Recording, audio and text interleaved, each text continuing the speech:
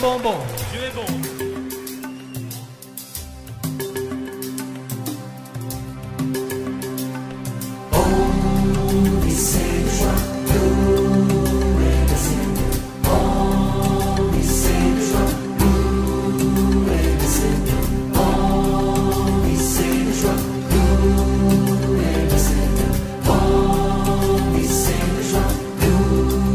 Amen.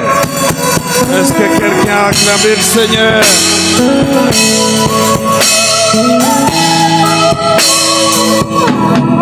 Gloire à Dieu.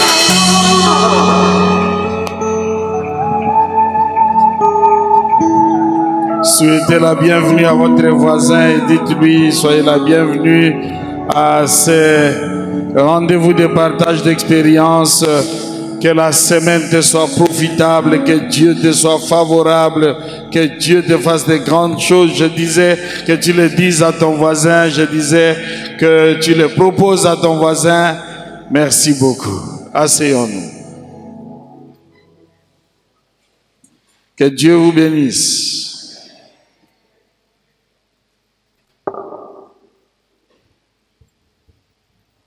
Exode chapitre 5 du 1er au 3e verset, nous lisons ce qui suit. Moïse et Aaron se rendirent ensuite auprès de Pharaon et lui dirent: Ainsi parle l'Éternel, le Dieu d'Israël, laisse aller mon peuple pour qu'il célèbre au désert une fête en mon honneur. Pharaon répondit: Qui est l'Éternel pour que j'obéisse à sa voix en laissant aller Israël?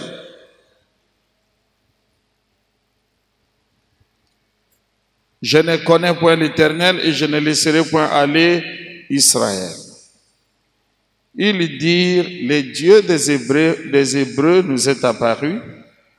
Permets-nous de faire 3 journées de marche dans le désert pour offrir des sacrifices à l'Éternel, afin qu'il ne nous frappe pas de la peste ou de l'épée. Parole du Seigneur.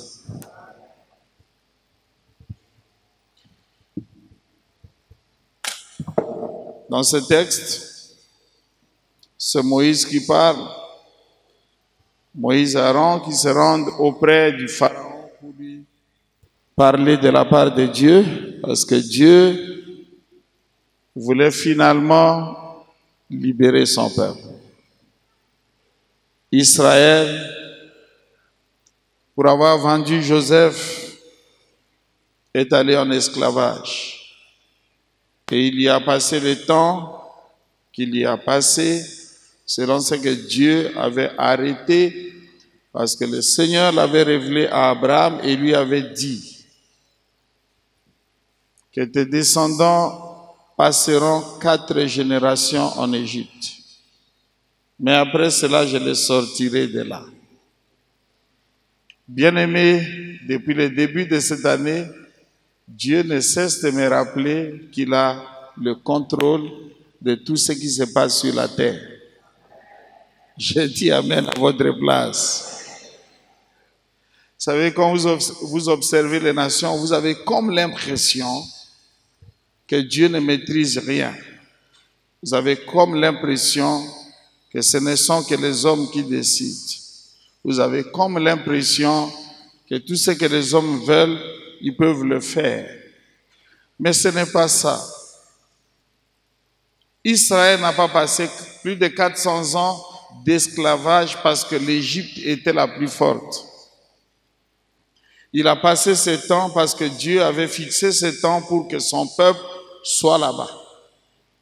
Alors parfois, nous passons des moments où nous sommes dans des situations parce que Dieu l'a autorisé. Bon, mais je comprends que vous restiez silencieux parce que certaines situations sont tellement inconfortables que tu ne peux pas comprendre pourquoi Dieu peut permettre que tu sois là. Et ils ont passé 400 ans, plus de 400 ans en esclavage. Et un beau jour, Dieu va apparaître à Moïse pour lui dire: le temps imparti pour l'esclavage de ce peuple est terminé. Maintenant, ce peuple doit sortir de son esclavage ce peuple doit devenir libre. Bien-aimé, il y a un temps pour tout. Et il doit venir dans la vie de quelqu'un qui m'entend ce matin, un temps qui change la donne dans la vie.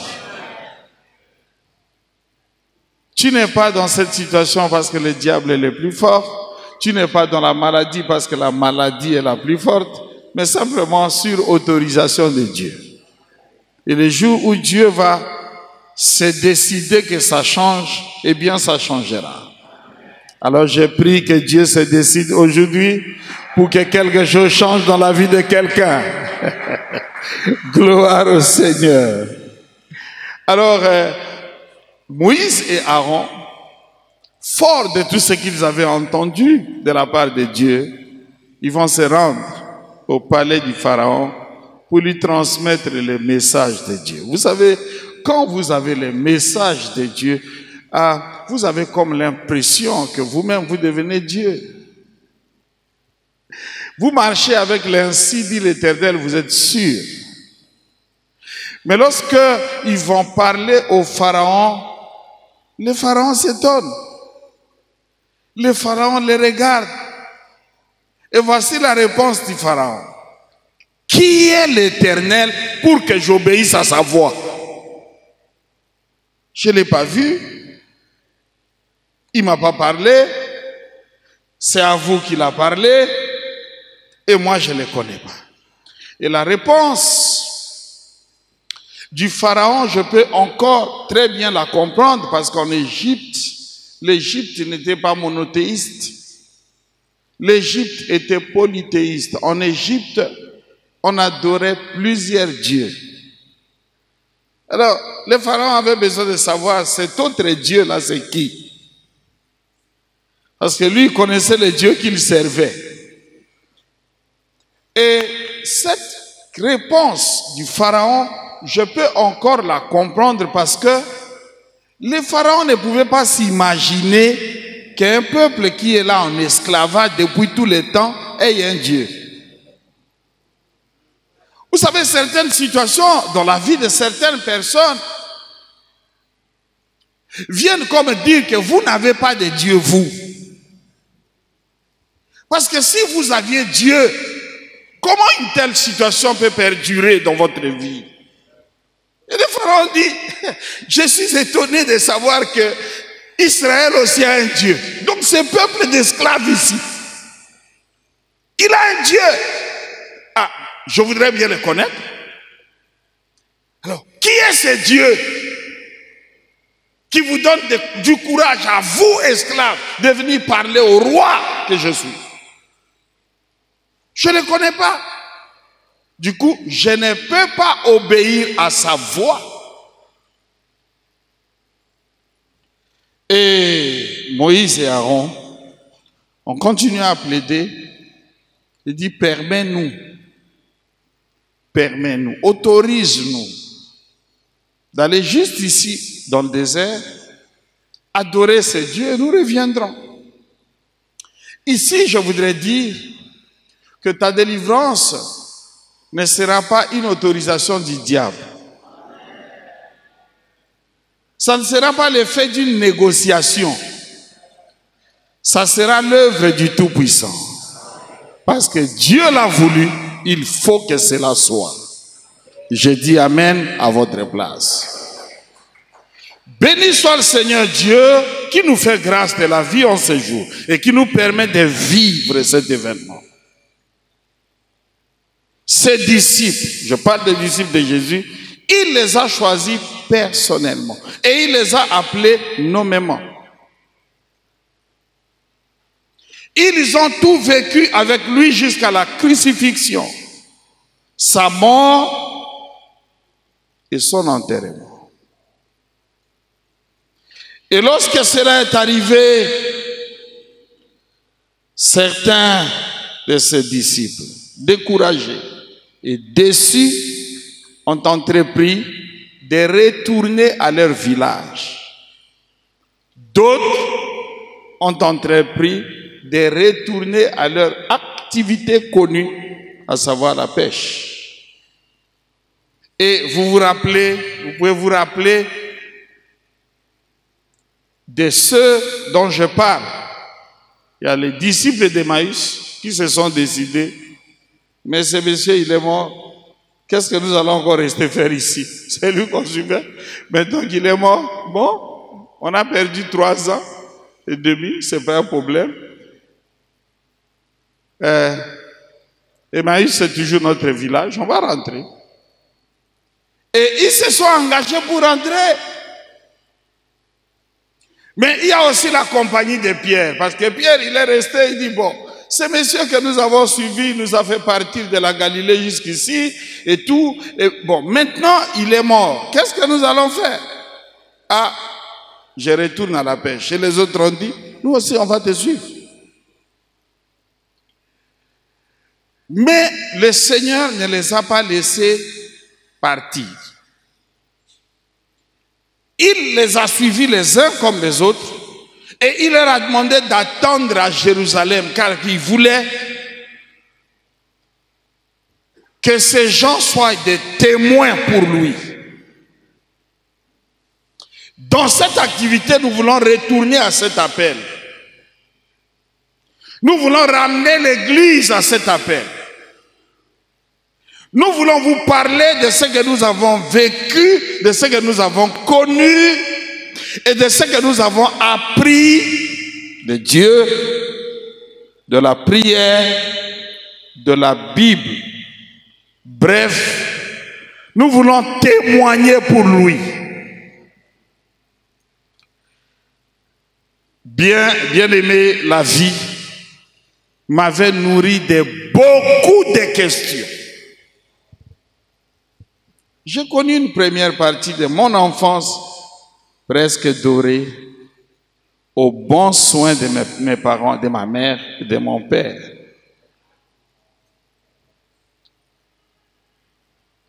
J'étais quand même un garçon capricieux.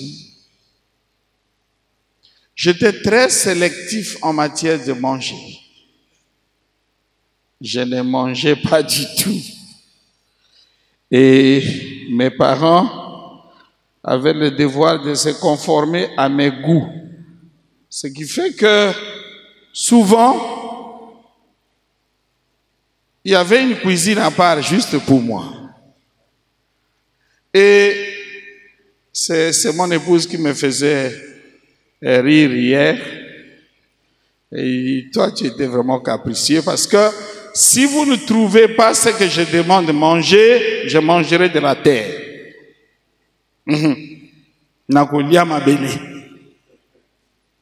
Et je commence à manger de la terre devant vous parce que vous ne voulez pas me donner ce que je veux. Mais vous voyez, de telles choses, vous pouvez les faire que quand vous êtes avec vos propres parents. Parce que si vous vivez ailleurs, on va vous rappeler. Alors, à l'âge de 5 ans, un de mes grands frères est venu me demander à mes parents. Il me prit comme son enfant sous tutelle. Ce fut le point de départ d'une nouvelle histoire. Ce fut le lieu de la découverte de l'autre visage de la vie. Celui qui ne mangeait que ce qu'il demandait manger devait maintenant manger tout ce qu'on lui présentait. Le changement était brutal. C'était presque sans transition. Donc tu sais que tu n'as pas de choix. Si tu ne manges pas ça, tu ne mangeras pas du tout. Mais tu n'as même pas aussi le choix de ne pas manger. Tu dois manger. J'ai appris ce que c'est que vivre chez autrui. Aujourd'hui, je prie toujours et je demande toujours au Seigneur d'accorder une longue vie aux parents afin qu'ils s'occupent eux-mêmes de leurs propres enfants. Bien-aimés, si vous avez vos parents, priez que Dieu leur donne la vie. Même s'ils sont pauvres, mais ils sont vos parents. N'est-ce pas? C'est pourquoi j'ai pris beaucoup que tu ne perdes pas tes parents très tôt. Que tes parents vivent, que tu grandisses entre leurs mains. N'est-ce pas? N'est-ce pas? Il n'y a rien comme son propre papa, comme sa propre maman. Bien aimé, c'est rare d'exhorter une mère à aimer ses propres enfants. Hein? Maman, non. Ça, ce sont des exhortations de trop. Parce que chaque mère a des entrailles maternelles suffisantes pour aimer ses enfants. Les mères ne sont pas comme des mères autruches, sans cœur pour les petits. Mais la mère de quelqu'un, ne va pas supporter que son enfant pleure. C'est pourquoi il n'y a rien de pareil aux parents. C'est un don exceptionnel que Dieu a fait à chacun de nous de recevoir des bras qui t'accueillent, de recevoir des mamelles qui t'allaitent, de recevoir des gens qui te prêtent un logis. Maintenant que nous avons grandi, nous savons que la maison, ce n'est pas rien. Mais tu es né et tu as trouvé une maison.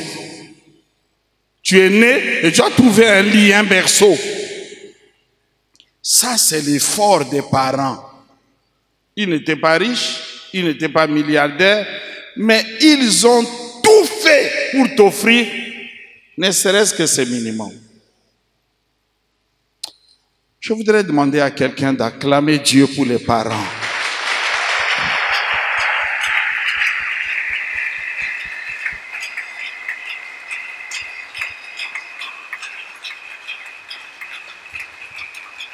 Merci Seigneur. Dans la maison de mon frère, et surtout qu'il était tout le temps absent, j'ai vécu la galère. Cher papa, prenez toujours soin de vérifier ce qui se passe en votre absence chez vous. Hein? Parce que parfois quand vous êtes là, tout va bien. Et surtout vous, quand vous arrivez, la table est dressée, tout ça, on vous sert, mais vous ne savez pas les autres qui habitent la maison là, ils vivent quoi? C'est pourquoi si tu es papa dans la maison, de temps en temps, il ne faut pas seulement se contenter de ce que ta part est toujours là. Il faut toujours vérifier si les autres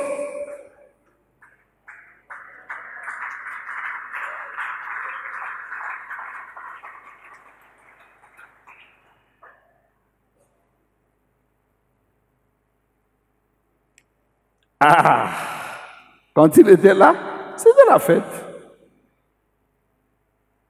Même après avoir mangé, en sa présence, on va bien te servir. Et puis lui aussi va t'encourager de manger dans son assiette. Mais quand tu manges là le double, tu dois te préparer à ce qui t'attend en son absence.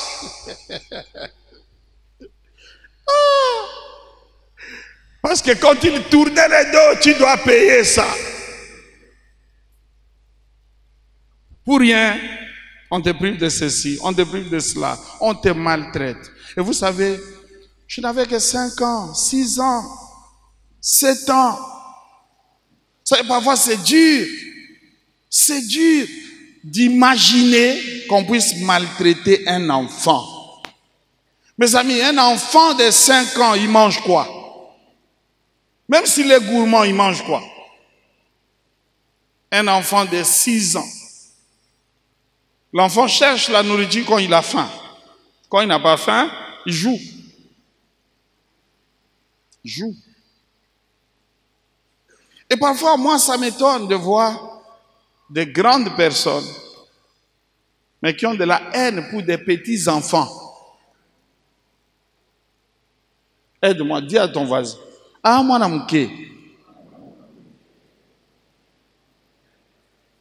Vous voyez, c'est pas convenable d'être méchant envers un enfant.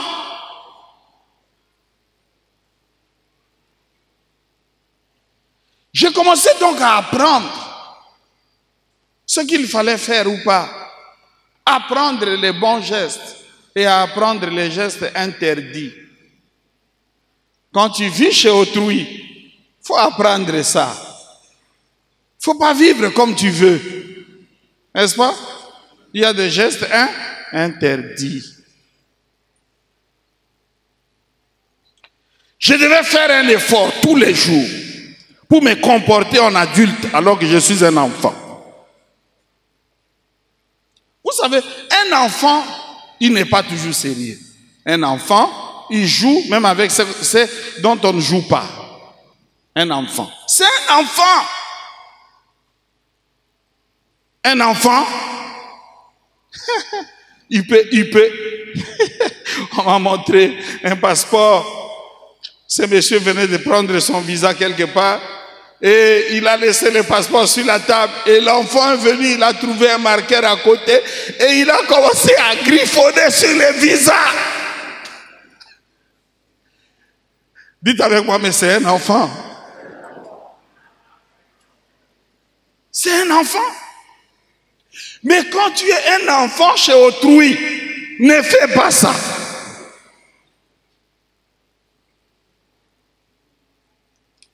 Bien-aimé, j'ai connu la méchanceté, l'injustice, la maltraitance. Gosses, gamins. C'est ce qui m'avait permis à lever très tôt des options pour la vie. Mais aussi à remettre en question des éléments fondamentaux de la foi. Je commençais à me poser la question. Dieu existe-t-il vraiment? Vous savez, quand un adulte souffre, c'est un pécheur. Parfois, il souffre parce que Dieu les punit. N'est-ce pas? Mais un enfant, il est trop enfant pour être pécheur. Les enfants, ils souffrent pourquoi? Et je me disais, Dieu est où? Dieu, il est où?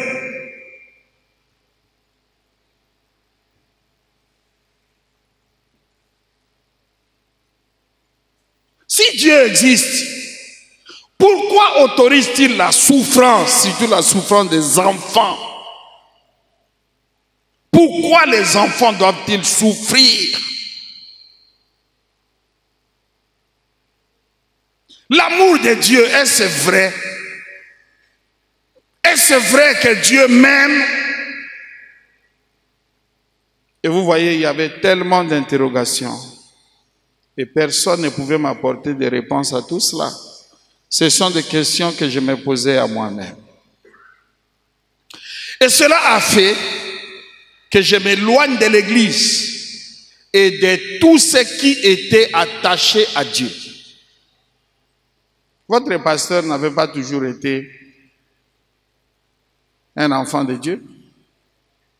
J'étais loin de l'Église. Loin des choses de Dieu. Mais pourquoi? Parce que je me disais que soit Dieu a ses préférés au nombre desquels je ne suis pas. Vous savez, quand vous regardez la vie, vous voyez ce qui se passe, vous vous dites, ah, bon, on est là sur la terre, mais Dieu, il a ceux qu'il préfère, il a ses préférés. Mais je crois que moi, je ne suis pas l'un d'eux. Et si Dieu ne te préfère pas, il ne faut pas risquer d'aller à lui. Il faut rester loin de lui. Soit encore les dieux bons et tout-puissants, les dieux d'Abraham, d'Isaac et de Jacob. Il était ça autrefois. Mais maintenant, il a peut-être trop vieilli. Ce qui fait qu'il ne s'occupe plus des affaires des hommes. C'est pourquoi nous, on est dans cette galère. Dieu, pour moi, il ressemblait à un sujet apparent. Vous voyez ce que j'essaie de dire? Il pleut. Qui pleut? C'est la pluie qui tombe, n'est-ce pas? Mais on dit il pleut. On ne dit jamais elle pleut. Le il là, ce n'est pas ce sujet-là qui fait l'action. C'est un sujet apparent. Et Dieu, pour moi, ressemblait un peu à ça. Il est là, mais ce n'est pas lui qui mène les jeux. Il est là, mais ce n'est pas lui qui dirige les choses. Il est là, mais bon, quelqu'un peut faire de toi ce qu'il veut.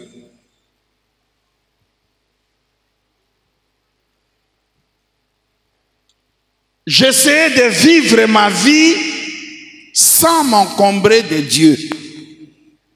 Le dimanche, quand les autres allaient à la messe, allaient au culte, moi j'allais jouer au foot. Moi je devais trouver autre chose à faire parce que je n'étais pas le préféré de Dieu.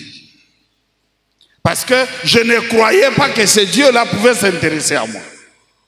Alors, je devais rester loin. Laissez ce que Dieu connaît et dont il s'intéresse, aller à lui. Et pour moi, restez loin. Vous savez, il y a des présences qui énervent, n'est-ce pas? Vous apparaissez avec les autres, on dit, mais yo, Sanina. Et moi, je ne voulais pas aller énerver Dieu. Je restais dans mon coin.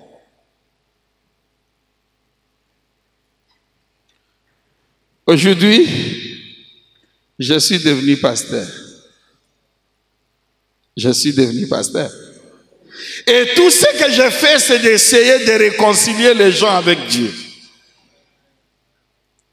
C'est de porter les hommes à aimer Dieu comme Dieu les aime, à servir Dieu, à croire en lui. Je suis arrivé à un point tel que si je devais une seule prière pour quelqu'un, je demanderais seulement qu'il connaisse Dieu. Ça a été la plus grande prière de ma vie pour mes enfants. Je disais à Dieu, Seigneur, s'il te plaît, l'unique chose que je ne te permettrai pas de ne pas faire, c'est que tu ne te révèles pas à mes enfants. Je dis à Dieu, je travaille pour toi, j'essaie de faire tout ce que je fais. S'il te plaît, Seigneur, si tu veux vraiment me bénir, que mes enfants te connaissent. Alléluia. Et je bénis Dieu parce que nos enfants biologiques, ils ont connu Dieu. Tous, ils ont été baptisés d'eau. Ils se sont engagés avec Dieu. Ils nagent dans le Saint-Esprit et je suis comblé. Alléluia. Parce que ces enfants connaissent Dieu, je suis comblé.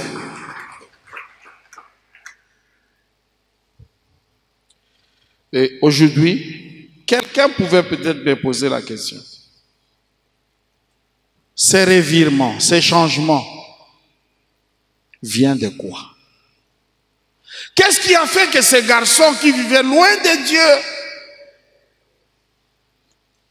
qui vivaient loin de l'église, loin des choses de Dieu, deviennent aujourd'hui quelqu'un qui pousse les gens à Dieu, qui amène les gens à le croire, qui amène les gens à se réconcilier avec Dieu. Bien-aimé, si tu restes avec moi du matin au soir, tu peux être sûr que je te parlerai de Dieu même 10 fois.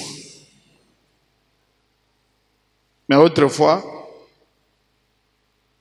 Dieu et moi, c'était orange. Alors aujourd'hui, je voudrais simplement vous parler de ce que j'ai appris au sujet de Dieu. C'est mon partage d'aujourd'hui. Et je voudrais le faire en 5 points. Le premier, j'ai appris que Dieu est la seule personne qui t'aime vraiment.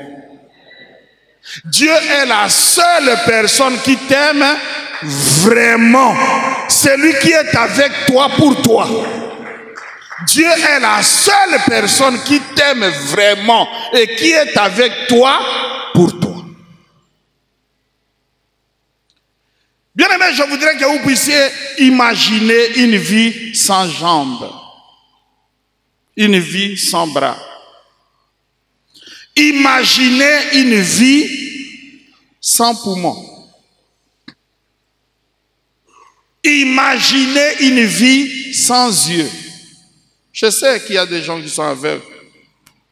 Je sais qu'il y a des gens qui sont paralytiques. Mais c'est à vous que je parle. Et je dis, imaginez une telle vie. Mais vous n'aviez pas prié pour que Dieu vous donne des jambes. S'il y a ici quelqu'un qui a prié pour ces choses, qui lève la main. Dieu savait que pour un monde comme celui-ci, même si vous avez papa, vous avez maman, il vous donne vos propres poumons, il vous donne vos propres bras, il vous donne vos propres jambes, parce qu'il dit on ne sait jamais. Dieu vous a fait tel que vous êtes sans aucune prière de votre part. Ce n'est pas parce que vous avez prié que vous avez eu la vie. Non. Vous savez, parfois, quand vous tenez devant votre miroir, vous dites, ah!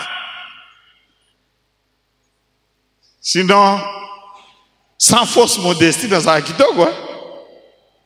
Il y a des gens qui peuvent s'apprécier parce qu'ils se rendent compte qu'il est beau, il est élégant, qu'elle est belle. Mais tout ça, c'est sans une prière de votre part.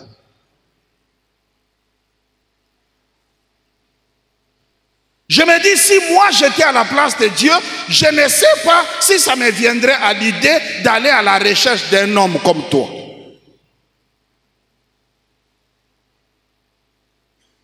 Si c'était toi qui étais Dieu, est-ce que tu viendrais me chercher? Vous savez, il y a des gens qui vivent dans leur manoir et qui ne se préoccupent jamais de ce qui se passe dehors. Mourir comme vous voulez, ce n'est pas son affaire. Souffrir comme vous voulez, ce n'est pas son affaire. Mais je ne comprends pas comment Dieu a pu penser à moi.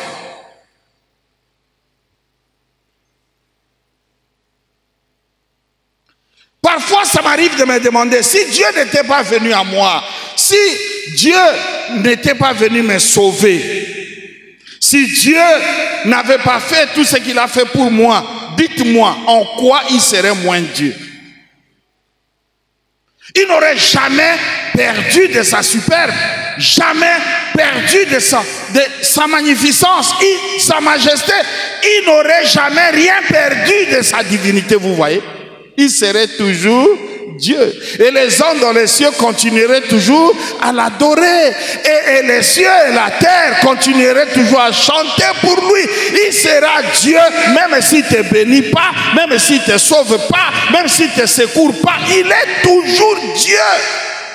Il ne cesse pas d'être ce qu'il est parce que quelqu'un n'est pas secouru. Mais quand j'essaye de voir que Dieu s'était tellement préoccupé du salut de mon âme jusqu'à ce qu'il prenne son fils unique et qu'il le livre à la mort pour que moi j'aie l'occasion d'être sauvé, bien aimé, je vous dis la vérité, je ne suis pas prêt à livrer un de mes enfants pour sauver quelqu'un. Moi, je ne suis pas prêt. Moi, je n'ai pas un fils unique. Mais je ne suis pas prêt à livrer un de mes enfants. Vous voyez ça? Vous voyez ça? Mais Dieu, lui, il n'avait qu'un seul fils. Et il a pris cet unique fils. Il l'a livré juste pour toi. Pour que toi et moi soyons sauvés.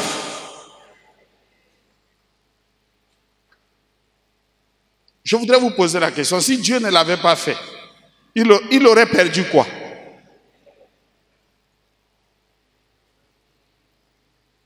Alors quel intérêt Dieu. Eh bien, son intérêt, c'est toi. Son intérêt, c'est moi, parce que Dieu est la seule personne qui vraiment t'aime. Dieu, c'est l'unique personne qui vraiment t'aime et qui est concernée par toi pour toi. Il y a des gens qui nous aiment, ils savent pourquoi.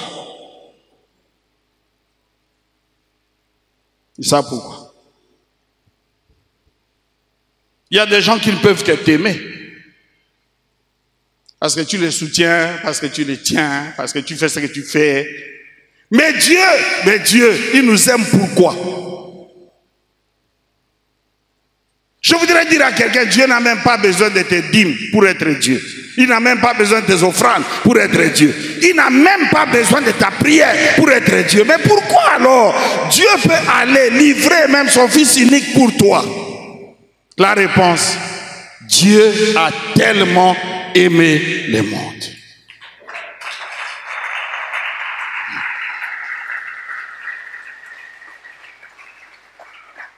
Donc Dieu est la seule personne qui t'aime vraiment.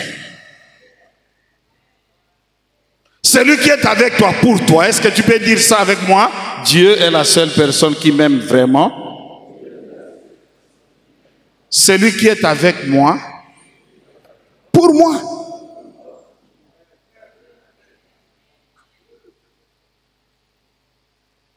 Donc tout ce que Dieu fait,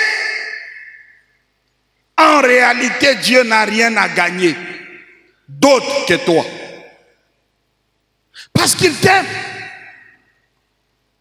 Il dit à Israël, tu as du prix à mes yeux. Je t'aime.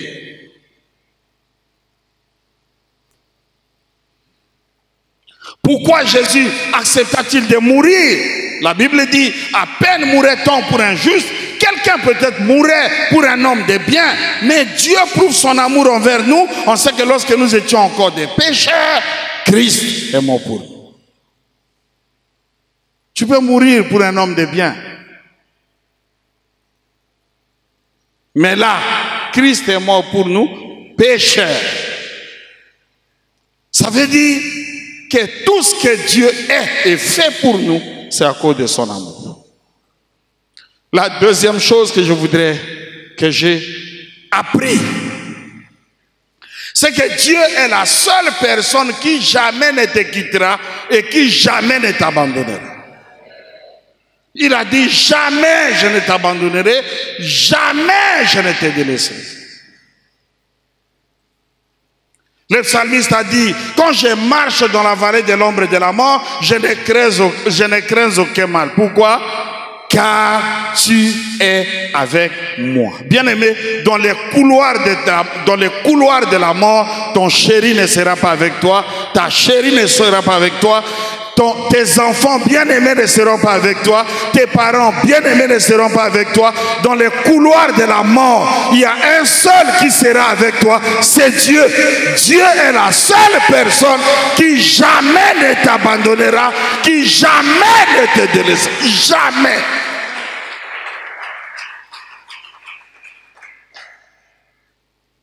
Plusieurs fois, je l'ai dit ici, j'aime mon épouse.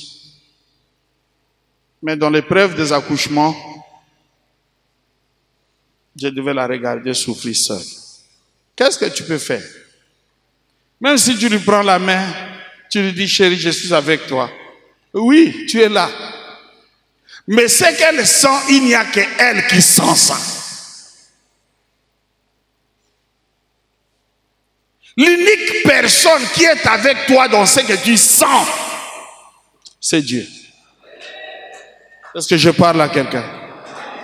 J'ai donc appris que Dieu, c'est la seule personne qui jamais ne nous abandonne. Qui jamais ne nous délaisse. Bien-aimé, toutes les autres personnes peuvent te quitter. Je me rappelle, quand mon père est mort, j'étais fâché. Très fâché. Je dis, mais pourquoi il est mort? Pourquoi? Est-ce qu'il ne pouvait rien faire pour ne pas mourir? Malheureusement, il ne pouvait rien faire. Lui ne pouvait rien faire, les pauvres. Et finalement, je me suis fâché contre moi. Et moi aussi, pourquoi je n'ai rien fait? Pour qu'il ne meure pas. Mais justement, je ne pouvais rien faire. Et donc, j'ai vu mon père partir. J'ai vu ma mère partir.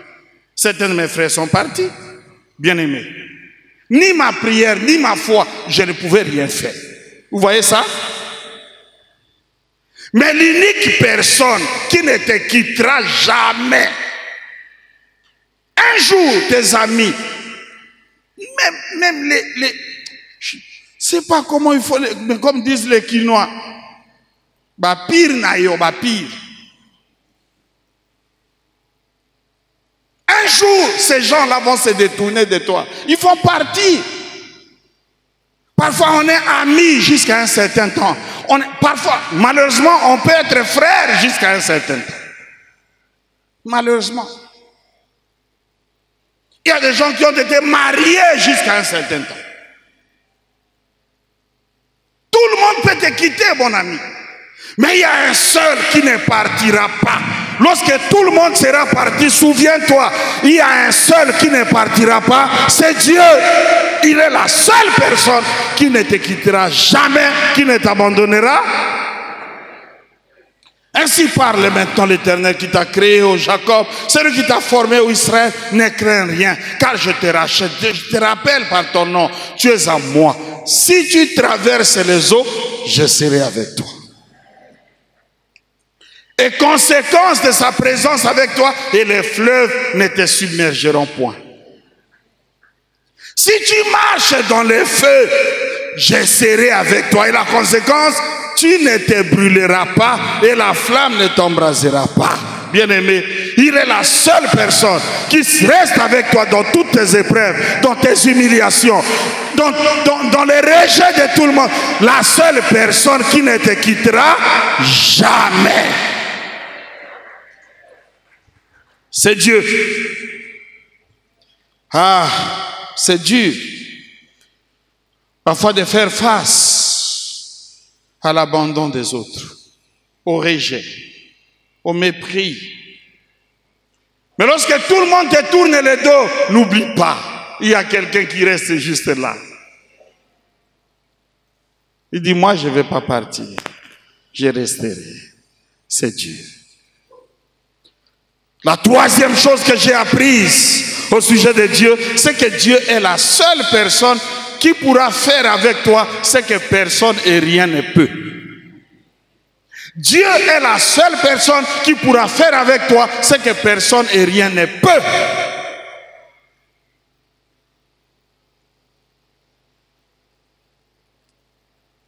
Vous savez, je crois que Agar aimait Ismaël. Mais lorsque la provision de l'eau était épuisée et que Agar vit que son enfant allait mourir, la Bible dit, elle alla le déposer à une distance d'un jet de pierre et elle s'éloigna pour pleurer. Et qu'est-ce qu'elle disait? Je ne veux pas voir mon fils mourir. C'est tout ce qu'elle disait. Mais entre-temps, elle l'avait jeté. Ta propre mère peut te jeter, mon ami. Mais Dieu a pris cet enfant qu'on avait jeté et il en a fait un prince. Dieu est la seule personne qui peut faire pour toi et avec toi ce que personne et rien ne peut faire. Les autres te regardent comme du rebut, ils te regardent comme la scorie, ils te regardent comme, je ne sais pas moi, une poubelle. Mais écoute, Dieu a même le génie de recyclage. Si tu es une poubelle, il peut transformer la poubelle que tu es en quelque chose d'inestimable. Dieu est la seule personne. Mon ami, si tu penses que ta vie t'importe peu, souviens-toi quand même, Dieu peut en faire quelque chose. Jochebed avait entrepris de se séparer d'avec son enfant Moïse. Mais Dieu, il a pris cet enfant qu'on avait abandonné sur l'eau et il en a fait l'homme de l'Exode. l'homme de l'Exode. Mon ami, lorsque le monde te dépose, le monde t'abandonne, les mains de Dieu peuvent encore te prendre et faire de toi quelqu'un. C'est à vous que je parle.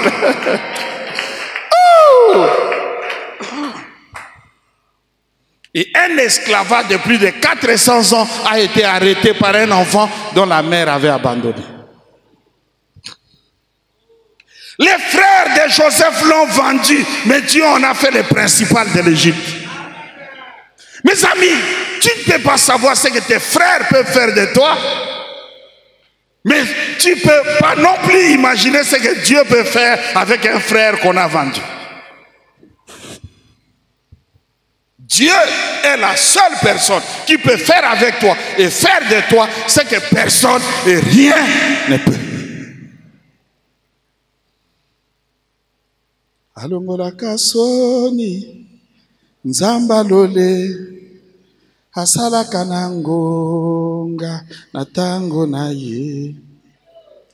Alongolaka soni nzamba lole asalaka na ngonga na tango. Je voudrais dire que Jephthé a été désavoué par ses frères, mais Dieu en a fait juge en Israël.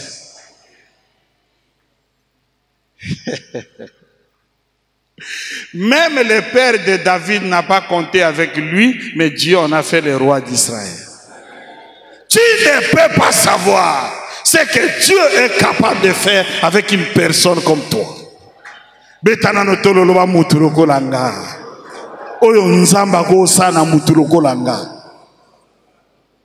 Dieu est la seule personne qui peut faire avec toi et pour toi ce que personne et rien ne peut.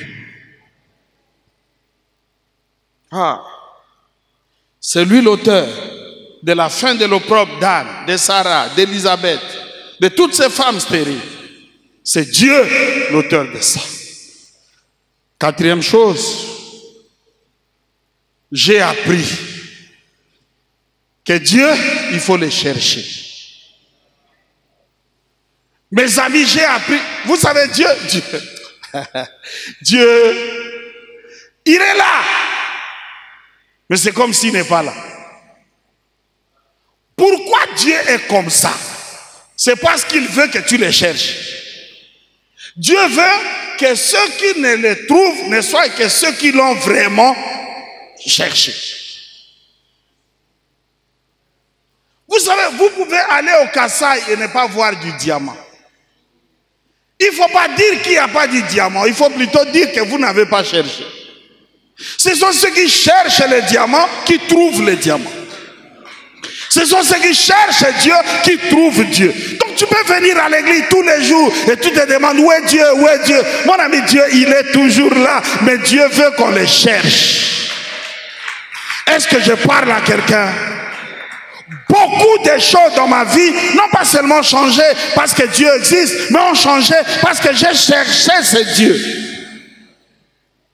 Je l'ai cherché.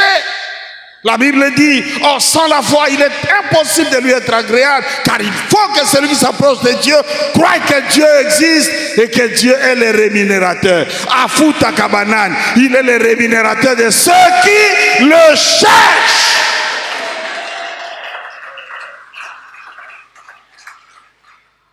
Tu peux passer 50 ans à l'église sans rien voir. Jusqu'au jour où tu vas te demander, tu vas te décider de les chercher. Ces jours-là, la donne va changer dans ta vie. Et les gens vont commencer à s'étonner, mais qu'est-ce qui s'est passé? Non, il s'est passé que cet homme a cherché Dieu, cette femme a cherché Dieu, et Dieu l'a trouvé. Est-ce que je parle à quelqu'un? Il s'intéresse à ceux qui s'intéressent à lui. La Bible dit, vous m'invoquerez, vous partirez, vous me prierez, je vous exaucerai, vous me chercherez, vous me trouverez, si vous me cherchez de tout votre cœur. Bien aimé, vous savez comment nous cherchons du foufou? Nous cherchons à manger. Un jour aux États-Unis, on était avec un pasteur. On a fini la journée tard. Et on n'avait pas mangé de la journée, on était dans cette conférence, on avait faim. Il est interdit de traverser l'autoroute à pied. C'est interdit. Mais bien aimé, nous avons risqué. Nous avons traversé l'autoroute à pied. Pourquoi? Parce que nous avons vu un McDonald's. De l'autre côté, là, on disait, Tola la boîte, pardon. On a pris le risque de traverser l'autoroute. Sur l'autoroute, parfois, les véhicules roulent à 120, à 140 à l'heure. Et toi, tu traverses, tu exposes ta vie. Parce que même s'il t'aperçoit, il ne saura pas freiner avant. C'est difficile. Quelqu'un qui roule à 160 à l'heure, même s'il freine, il va échouer sur toi. Et donc c'est interdit de traverser l'autoroute à pied. Mais tellement on avait faim, on a osé traverser cette autoroute à pied. Mes amis, tellement tu as faim de Dieu, tu oseras traverser les autoroutes de la vie. Parce que tu veux absolument les voir, absolument. Mon ami, ne t'arrête pas là. S'il y a une solution quelque part, si ce Dieu existe vraiment, il faut le trouver.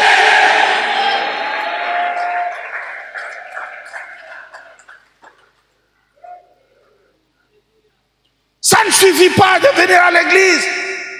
Non, ça ne suffit pas d'apporter des offrandes. Ça ne suffit pas de payer la dîme. Cherche Dieu. Cherche-le.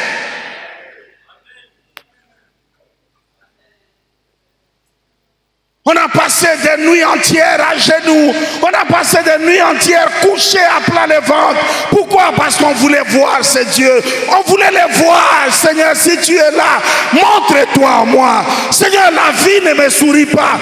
Toi au moins souris-moi. Regarde-moi. Change les choses dans ma vie, Seigneur. Dieu, il faut le chercher. Dieu, il faut le chercher. La Bible dit, approchez-vous de moi, approchez-vous de Dieu et il s'approchera de vous. Mon ami, c'est toi qui dois réduire la distance qui te sépare de lui.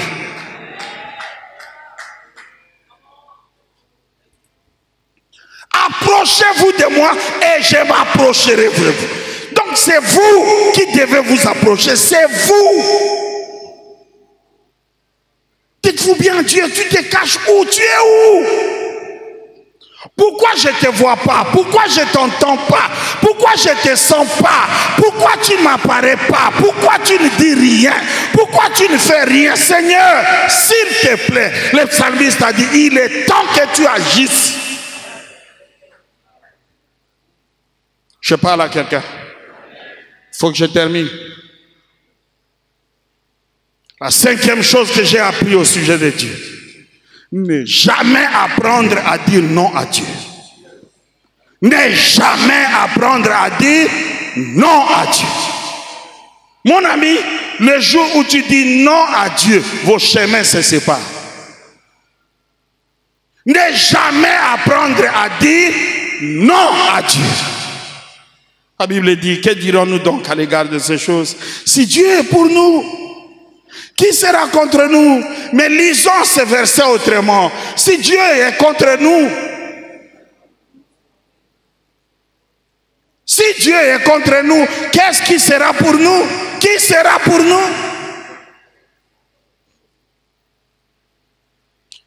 Ne jamais apprendre à dire non. Mon ami, tu es assis là, tu m'écoutes. Tu me regardes aujourd'hui. Écoute, n'apprends jamais à dire non à Dieu. Vous savez, j'ai traversé une période, c'était comme si Dieu avait les yeux braqués sur mes poches, sur mes mains, sur mes finances. Tu passes des moments difficiles, mais juste les jours où tu attrapes un $100, ne commets pas le risque de venir à l'église. Si tu viens à l'église, donne. Seigneur, Seigneur, tout ce temps ici, je me battais pour avoir, même les 100 là ne suffisent pas. Tu vois ce qui te reste pour faire ça. Mais Dieu dit donne. Donne.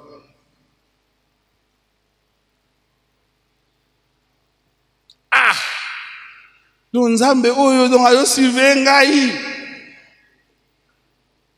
Pourquoi Dieu ne veut pas que j'aie quelque chose? Pourquoi, Seigneur? Mes amis, c'est dur. Mais vous savez, si Dieu vous dit une chose, il faut jamais dire, n'apprends pas à dire non à Dieu. Si aujourd'hui je suis pasteur, si aujourd'hui j'ai vécu tout ce que j'ai vécu à Dieu, les grandes choses que j'ai vécues avec Dieu, c'était parce que j'avais dit oui à Dieu. Voilà ce que j'ai appris. J'ai appris que Dieu est la seule personne qui t'aime vraiment. J'ai appris que Dieu est la seule personne qui ne peut jamais t'abandonner. J'ai appris que Dieu est la seule personne qui peut faire avec toi et pour toi ce que personne et rien ne peut. J'ai appris que Dieu, on le cherche, et j'ai appris qu'il ne faut jamais dire non à Dieu.